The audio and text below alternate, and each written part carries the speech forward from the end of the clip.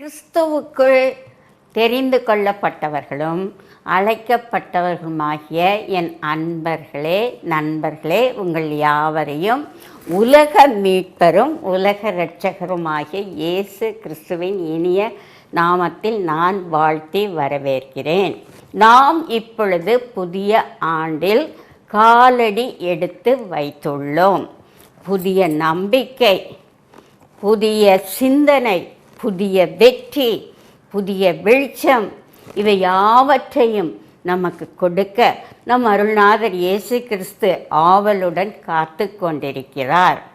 அவர் கொடுத்த வாக்குறுதி என்னவென்றால், வருஷத்தின் துவக்கம் முதல் முடிவு வரை என்னுடைய கண்கள் உங்கள் மேல் இருக்கும், நான் உங்கள் பாதைகளை நெய்யாக பொழிய பண்ணுவேன், வருஷத்தை நன்மையினால் முடிசூட்டுவேன். அவ்வாறு கூறிய நம் அருள்நாதர் இயேசு கிறிஸ்து நம்மை கிருபையால் முடிசூட்ட வல்லவராய் இருக்கிறார். வேதத்தில் குறிப்பிட்டுள்ளபடி நமக்கு புது பலன், புது வல்லமை, புது நாமம், புது உடன்படிக்கை, புதிய ஆவி கொடுக்க காத்து கொண்டிருக்கிறார். இந்த பிரசங்கத்திற்கென்று நான் எடுத்துக்கொண்ட டாபிக் ஒரு mind blowing and motivational topic, அதாவது மிக சிறப்பான ஒரு கருப்பொருளாகும். அது என்னவென்றால், நாம் பூரணராகுதல். we are absolute. இந்த வருடத்தில் நமக்கு 3 வித பூரணமான ஆசீர்வாதங்களை நம் தேவன் நமக்கு கொடுக்க இருக்கின்றார். கிருபையின் பூரணம், நம்பிக்கையின் பூரணம், சீயோனின் பூரணம், absolute of grace, absolute of hope, absolute of Zion. இந்த 3ஐயும் வேதத்தின் அடிப்படையில் நாம் இப்பொழுது பார்க்கலாம். முதலாவது ஆசீர்வாதம் என்னவென்றால், பூரண கிருபை. பூரணம் என்றால் என்ன? வேதத்தில் பூரணம், பரிபூரணம், சம்பூர்ணம் என்ற வார்த்தைகள் வருகின்றது. இவை யாவும் எதை குறிக்கிறது என்றால், முழுமை, மிகுதி. இங்கிலீஷில் சொல்ல வேண்டும் என்றால் கம்ப்ளீட், ஃபுல்னஸ், பர்ஃபெக்ஷன் என்று கூறலாம். ஆம், நாம் இந்த ஆண்டில் பூரணமாக வேண்டும், கிருபையில் பூரணமாக வேண்டும். எப்படி நிலா தேய்பிறையிலிருந்து பூரண சந்திரனாக வளர்ந்து கொண்டே போகிறதோ, அதே போல நம் நாதர் இயேசு கிறிஸ்து நம்மை அவருக்குள் வளர்ச்சி அடைந்து பூரணம் அடைய செய்கிறார். அதுதான் பூரண கிருபையாக இருக்கின்றது. நாம் சம்பூர்ணமுடையவர்களாக இருக்க வேண்டும் என்பதே தேவனுடைய சித்தம், தேவனுடைய விருப்பம், அவர் கொடுத்த வாக்குறுதியாகும். இதைத்தான் இயேசு கிறிஸ்து மத்தேயு 5:48 கூறுகிறார்.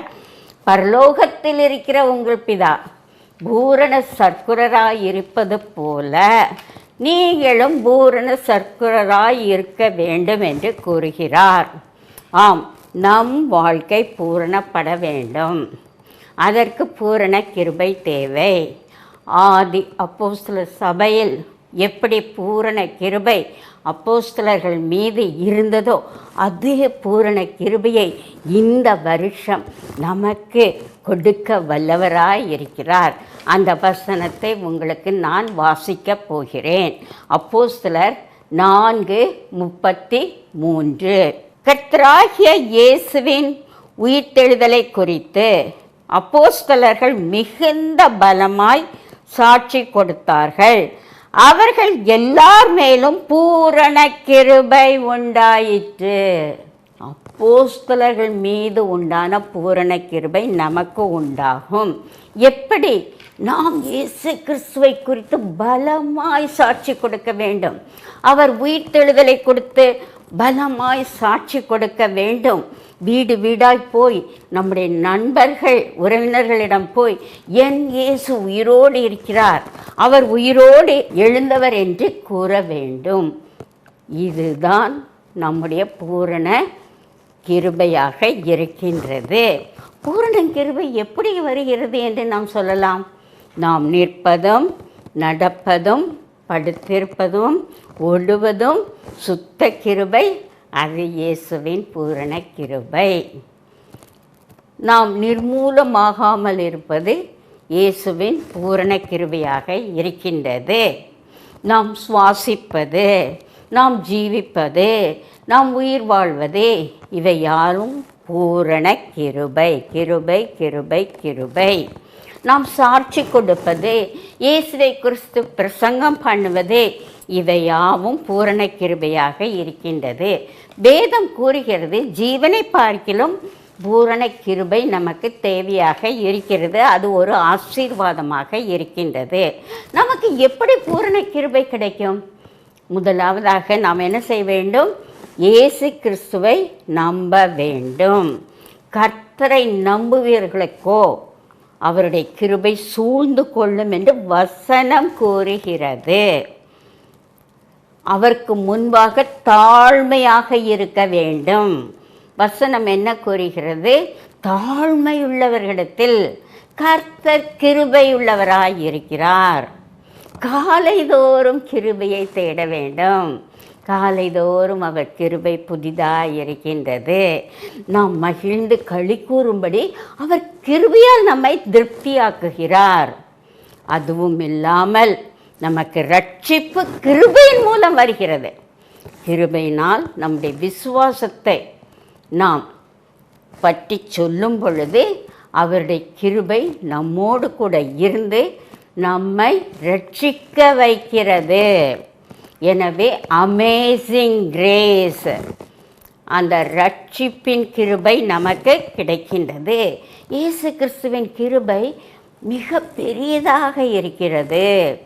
பூமிக்கு வானம் எவ்வளவு உயரமாக இருக்கிறதோ அவ்வளவு பெரியதாய் அவருடைய கிருபை அவருக்கு பயந்தவர்கள் மேல் இருக்கிறது.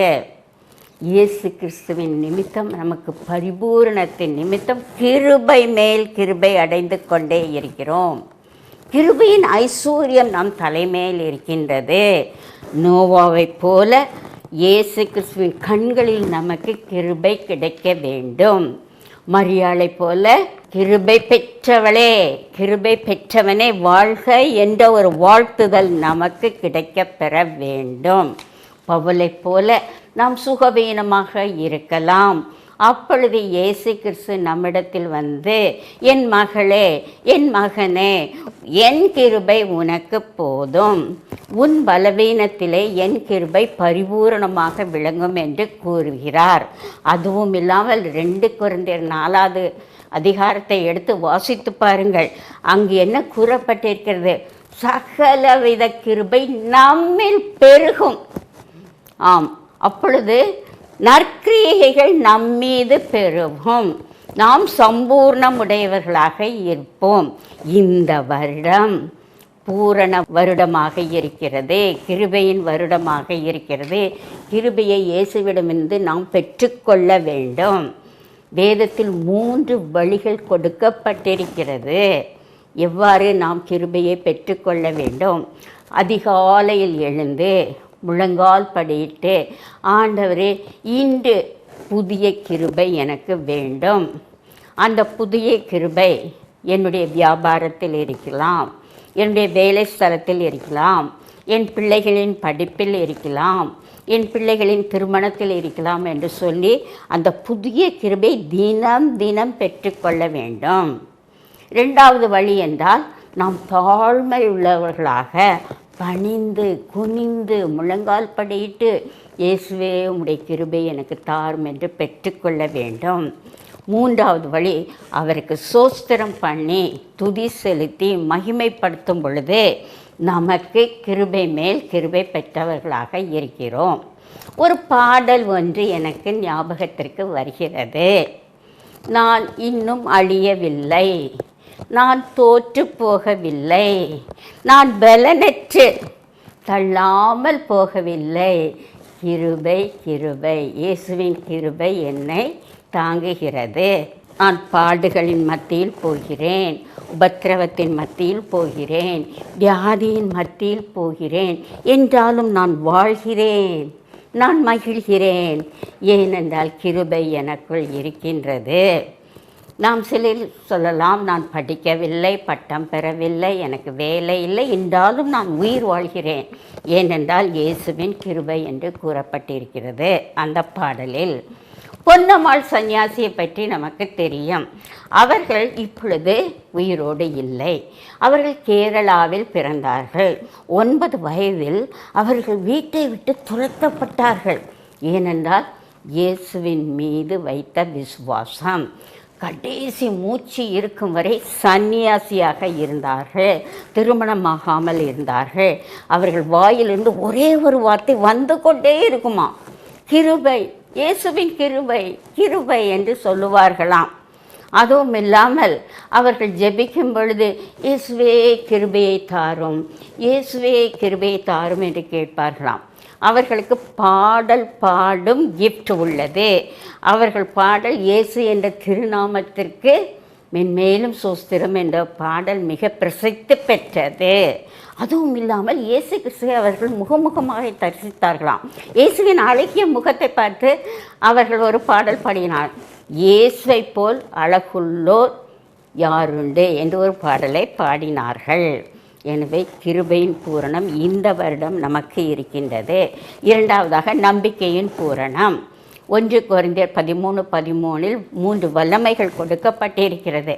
அன்பு, விசுவாசம், நம்பிக்கை. அந்த நம்பிக்கை நமக்கு வேண்டும். அது பூரண நம்பிக்கையாக இருக்க வேண்டும். வசனத்தை வாசிக்கிறேன். எபிரேயர் 6:12. உங்களுக்கு நம்பிக்கையின் பூரண நிச்சயம் உண்டாகும்படி நீங்கள் யாவரும் முடிவு பரியந்தம் அப்படியே ஜாக்கிரதையாய் காண்பிக்க வேண்டும் என்று ஆசையாய் இருக்கிறேன். நமது நம்பிக்கையில் பூரணம் இருக்க வேண்டும். இயேசு கிறிஸ்து ஒருவரை மட்டுமே நாம் நம்ப வேண்டும். அவர் நம்பிக்கையின் ஊற்று, நம்பிக்கையின் துருகம். அவர் நம்பிக்கையின் வெளிச்சமாக இருக்கிறார், நம்பிக்கையின் ரட்சிப்பாக இருக்கிறார், நம்பிக்கையின் நட்சத்திரமாக இருக்கிறார். அவர் எப்படிப்பட்ட நம்பிக்கை நமக்கு கொடுப்பாராம்? ஜீவனுள்ள நம்பிக்கையை கொடுப்பாராம். 1 பேதுரு 1:3 கூறப்பட்டிருக்கிறது, இயேசு கிறிஸ்து மரித்தோரிலிருந்து எழுந்ததினாலே அழியாததும் மாசற்றதும் வாடாததுமாகிய சுதந்திரத்துக்கு ஏதுவாய் ஜீவனுள்ள நம்பிக்கையை நமக்குள் உண்டாக்கி இருக்கிறார். நாம் ஜீவனுள்ள நம்பிக்கையுடன் புது சிருஷ்டியாய் இருக்கிறோம். நாம் போகும் தூரம் வெகு தூரம். இந்த புதிய வருடத்தில் நம்பிக்கை நமக்குள் இருக்கக்கூடும். ஜனவரி முதல் டிசம்பர் வரை இயேசு ஒருவரை மட்டுமே நாம் நம்பிக்கொண்டு ஜீவிக்கக்கூடியவர்களாக இருக்கிறோம். அவருடைய வாக்குத்தத்தங்கள் என்ன கூறுகிறது? நான் உன்னை விட்டு விலக மாட்டேன், உன்னை கைவிட மாட்டேன், உன்னோடு கூட வருவேன், என் சமூகம் உன்னோடு கூட செல்லும், என் சமூகம் உனக்கு முன்பாக செல்லும், என்னுடைய பிரசன்னம் உனக்குள் இருக்கும்.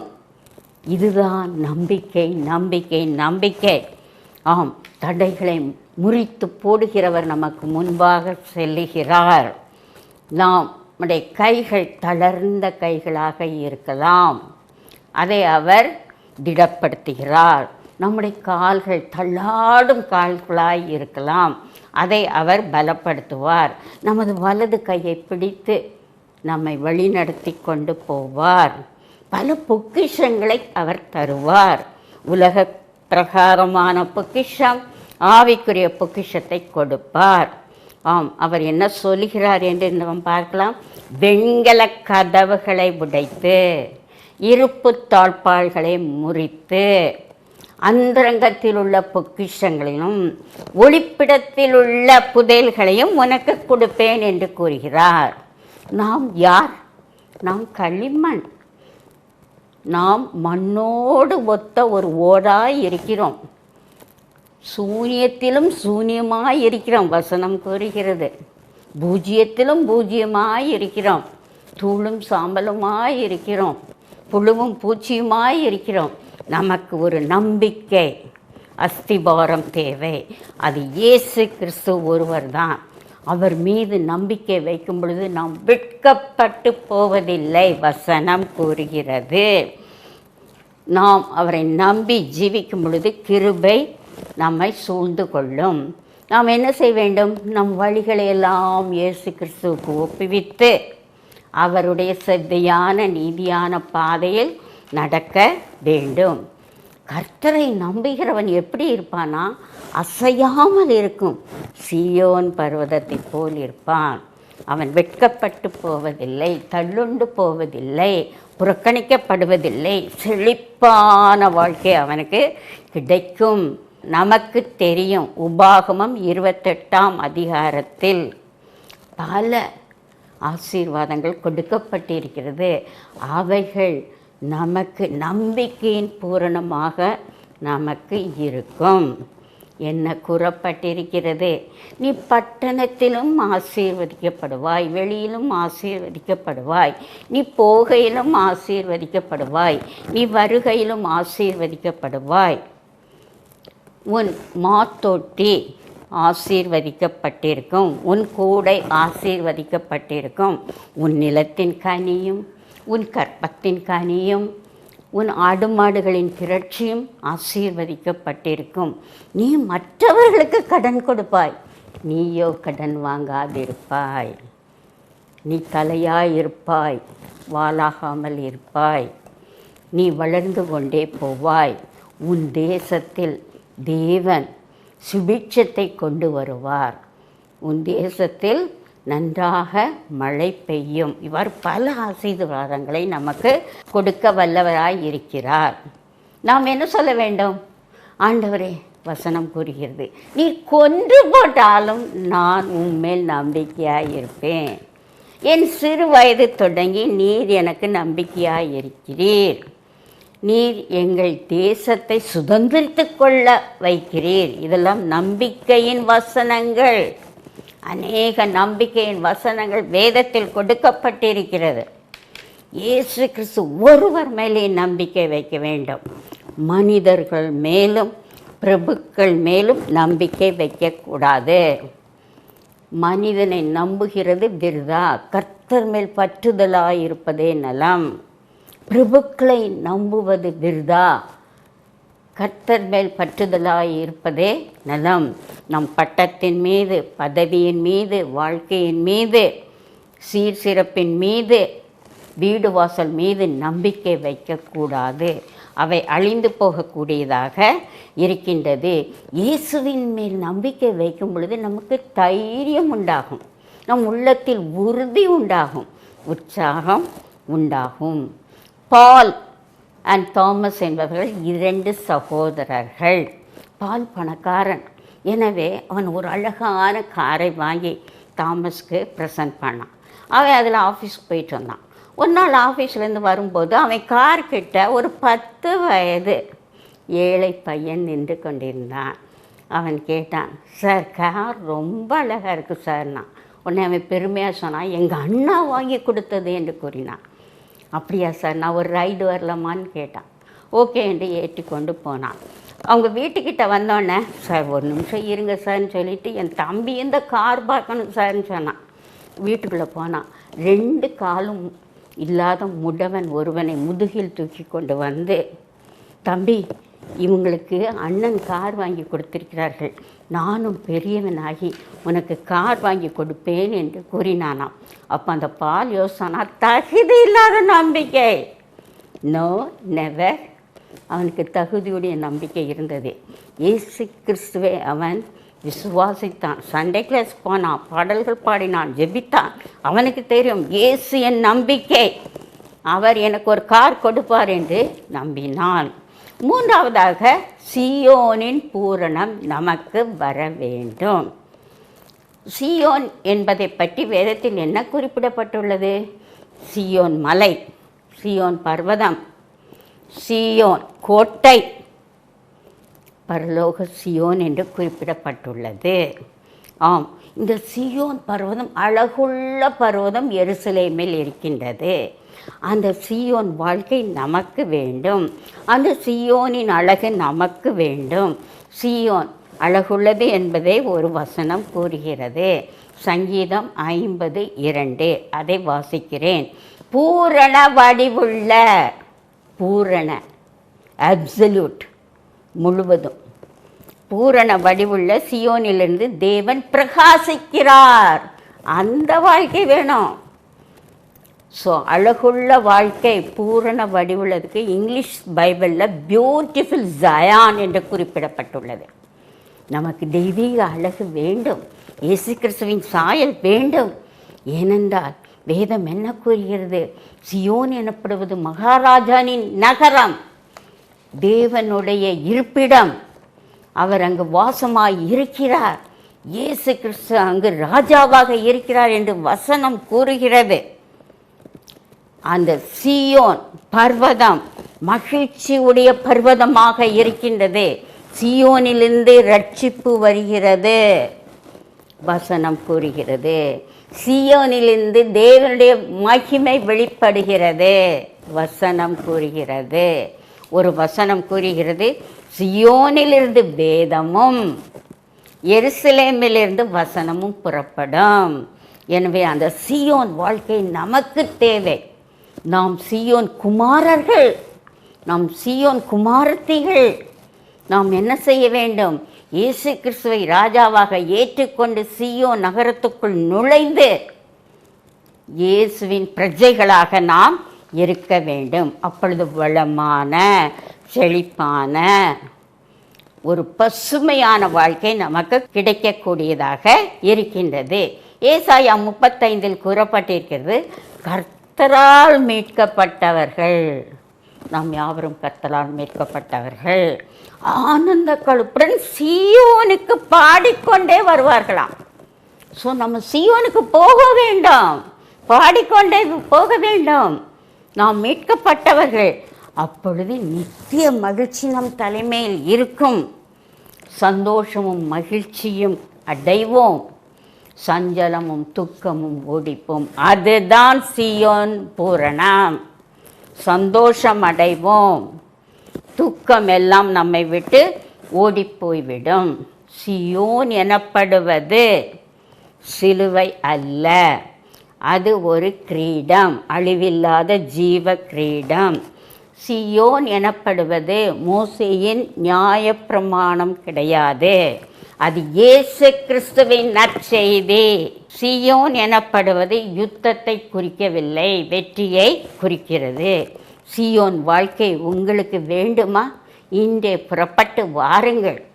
என்ன செய்ய வேண்டும்? மீட்கப்பட்டவர்களாய் ஆனந்த களிப்புடன் புது புது பாடல்களை இந்த புது வருடத்தில் பாடிக்கொண்டே நாம் என்ன செய்ய வேண்டும்? முன்னேறி செல்ல வேண்டும். We are soldiers of Christ. ஜெயக்கொடியை எடுப்போம், ஜெயக்கொடியை பிடிப்போம், சீயோன் பர்வதத்துக்குள் நுழைவோம். சீயோன் பர்வதம் என்று எருசலேமில் இருக்கும் பர்வதம் கிடையாது, இயேசு கிறிஸ்துவனுடைய ராஜ்யத்துக்குள் நாம் நுழைவோம். அப்பொழுது நமக்கு பூரண சீயோன் வாழ்க்கை கிடைக்கும். பூரண சீயோன் வாழ்க்கை எனப்படுவது என்ன? சந்தோஷம், மகிழ்ச்சி, அமைதி, நிம்மதி, இவையெல்லாம் கிடைக்கும். It is a life of opportunity and prosperity. நமக்கு ஒரு ப்ராஸ்பரஸ் லைஃப் கிடைக்கக்கூடியதாக இருக்கின்றது. அந்த சீயோனின் பூரணம் நமக்கு இந்த வருடத்தில் கொடுக்க கர்த்தர் காத்து கொண்டு இருக்கிறார். ஓடுவோம், பெற்றுக்கொள்வோம், சீயோன் நகரத்திற்குள் நுழைவோம், வெற்றியை நாம் அடைய வேண்டும். ஒரு சிறு இல்லஸ்ட்ரேஷனை கூறுகிறேன். பெனின்சுலா என்ற ஒரு நகரம் இருக்கின்றது. அங்கு பல கற்குகைகள் இருக்கிறதாம். அதில் ஒரு வகை ஒரு பறவை இருக்கும். அந்த பறவைக்கு என்ன பெயர் தெரியுமா? எண்ணெய் பறவை. ஏனென்றால் அது இரவு நேரத்தில் வெளியே வரும். அங்குள்ள எண்ணெய் சத்து மிகுந்த விதைகளை கொண்ட ஒரு செடியின் இடத்துக்கு போய் அந்த விதைகளை எல்லாவற்றையும் சாப்பிடும். அப்படி சாப்பிடும் பொழுது அதற்கு கொழுப்பேறி புஷ்டியாக இருக்கும். அதனால்தான் அதற்கு எண்ணெய் பறவை என்று பெயர். அங்குள்ள வெனின்சுலா மக்கள் என்ன செய்வார்கள், அந்த பறவையை எடுத்து அதிலிருந்து அந்த எண்ணெயை எடுத்து இரவில் தங்கள் வீடுகளில் கொளுத்தி ஆனந்தத்துடன் வாழ்வார்களாம். அவர்களுக்கு எலக்ட்ரிசிட்டி கூட தேவையில்லை. இந்த விளக்கில் உள்ள எண்ணெயே மிக பிரகாசமாக எரியும். இயேசு என்ற ஒளி நம் வீட்டுக்குள் வர வேண்டும். நம் வீடு சீயோன் வீடாக மாற வேண்டும். அப்பொழுது கிருபையின் ஒளி நம் வீட்டுக்குள் இருக்கும். நம்பிக்கையின் ஒளி நம் வீட்டுக்குள் இருக்கும். சீயோனின் ஒளி நம் வீட்டுக்குள் இருக்கும். கிறிஸ்துவுக்குள் பிரியமானவர்களே, அருமையான செய்தியை கேட்டோம். இப்பொழுது நாம் ஜெபிக்கலாமா? அன்பின் பிதாவே, நீர் கிருபையுள்ளவர், இரக்கமுள்ளவர், நம்பிக்கையின் பூரணமாக எங்களுக்கு இருக்கிறீர், சீயோனின் பர்வதமாக எங்களுக்கு இருக்கிறீர் கர்த்தாவே. ஒரு வசனம் ஞாபகத்திற்கு வருகிறது. நாங்களும் எங்கள் வீட்டிலுள்ள எங்கள் பிள்ளைகளும் சீயோன் பர்வதத்தில் இருக்க தேவனால் ஆசீர்வதிக்கப்பட்டு அற்புதங்களும் அடையாளங்களுமாக இருக்கிறோம் கர்த்தாவே. ஆம் கர்த்தாவே, சீயோனின் ஆசீர்வாதத்தை இப்பொழுது எங்களுக்கு கொடும், எங்கள் பிள்ளைகளுக்கு கொடும். நாங்கள் யாவரும் அற்புதமாகவும் அடையாளங்களாகவும் எங்கள் வாழ்க்கையை நடத்த கிருபை புரியும். இந்த வருடத்தை ஆசீர்வதியும், கிருபையால் நிரப்பும், கிருபையின் பூரணத்தை எங்களுக்கு கொடும். எங்களுக்குள் நம்பிக்கை கொடும் கர்த்தாவே. நம்பிக்கையின் பூரணம் எங்களுக்கு தேவையாக இருக்கின்றது கர்த்தாவே.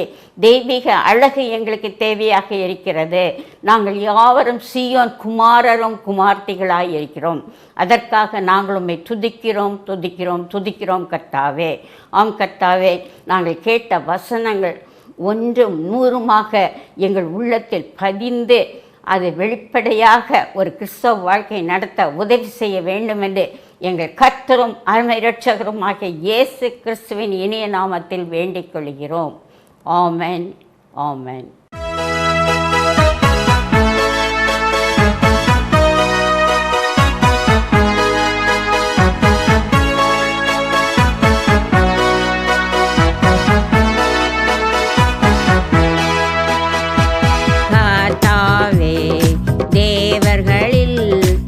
உமக்கொப்பானவர் யார்? வானத்திலும் பூமியிலும் உமக்கொப்பானவர் யார்? கர்த்தாவே, தேவர்களில் உமக்கொப்பானவர் யார்? வானத்திலும் பூமியிலும் உமக்கொப்பானவர் யார்? உமக்கொப்பானவர் யார்? உமக்கொப்பானவர் யார்? வானத்திலும் பூமியிலும் உமக்கொப்பானவர் யார்? வானத்திலும் பூமியிலும் உமக்கொப்பானவர் யார்?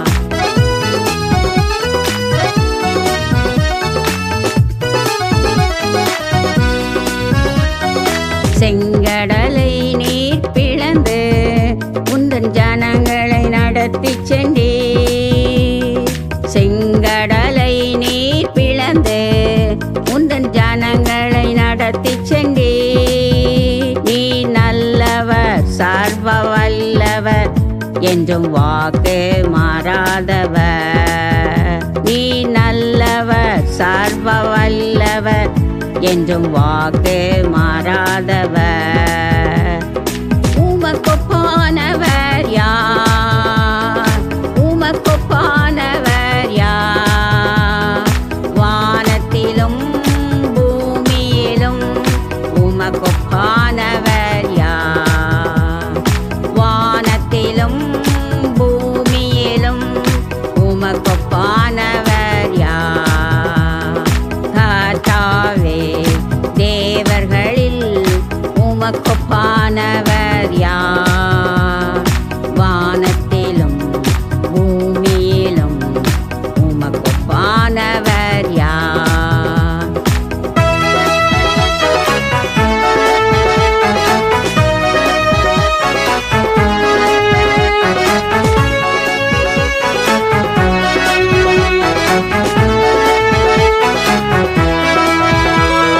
தூதர்கள் உண்ணும் உணவால் ஜனங்களை போஷித்தீரே.